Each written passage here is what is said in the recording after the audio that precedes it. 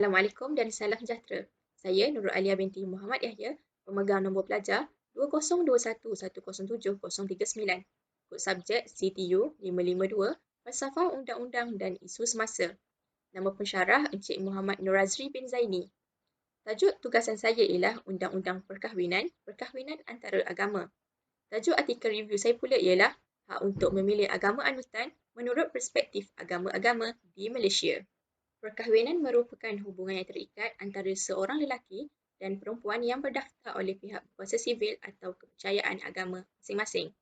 Perkahwinan merupakan akad yang menghalalkan di antara lelaki dan perempuan untuk hidup bersama dan menetapkan tiap-tiap mereka hak-hak dan tanggungjawab.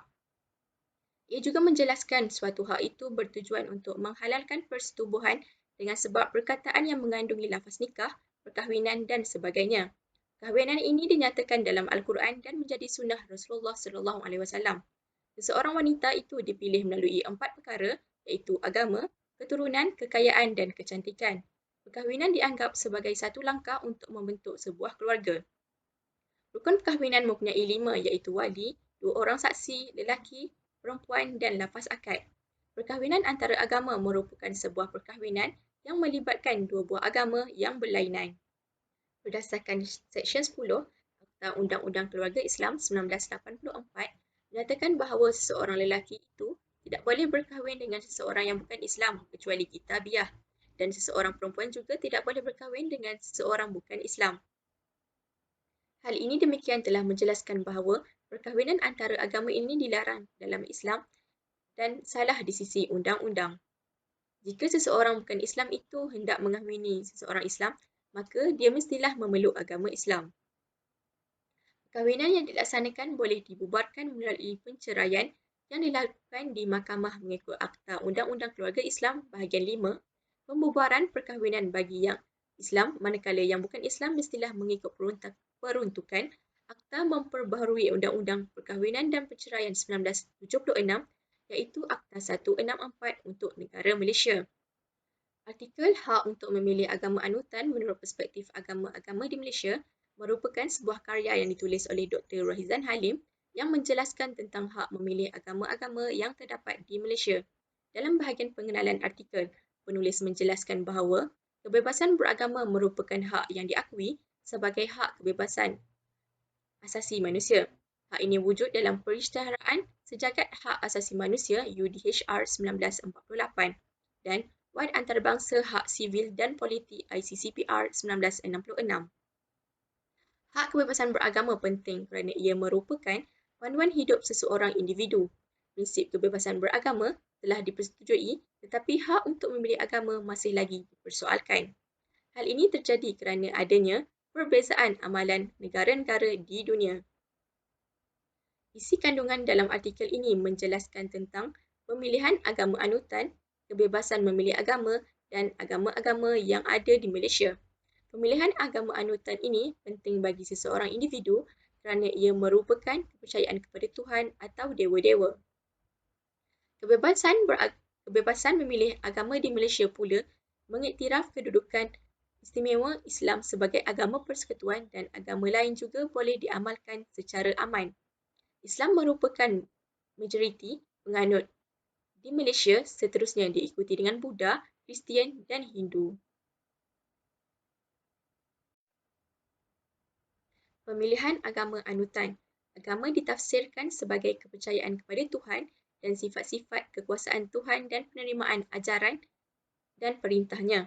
Secara umumnya, perkataan pemilihan agama tersebut merujuk kepada pilihan yang dibuat oleh seseorang individu terhadap suatu kepercayaan mengenai prinsip ketuhanan yang difikirkan terbaik dan sesuai untuk dianuti dan diterima sebagai pegangan amalan hidupnya.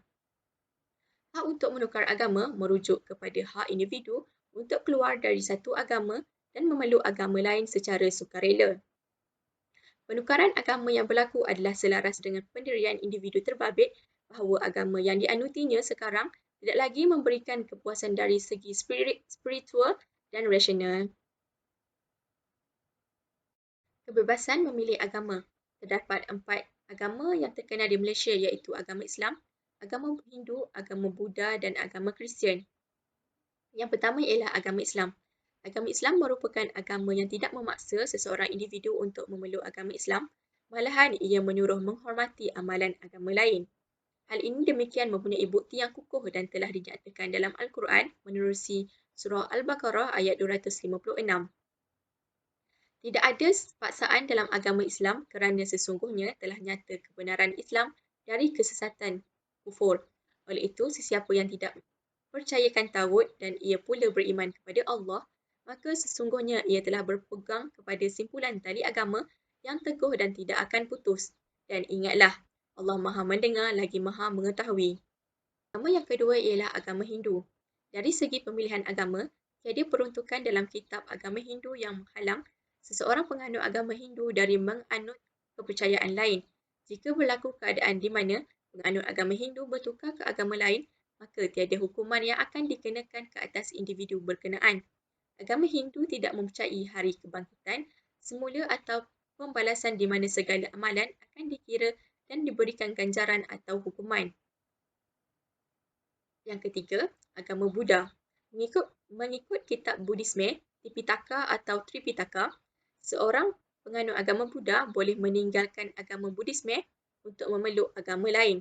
Tiada sebarang peraturan yang menghalang beliau untuk membuat keputusan pertukaran agama.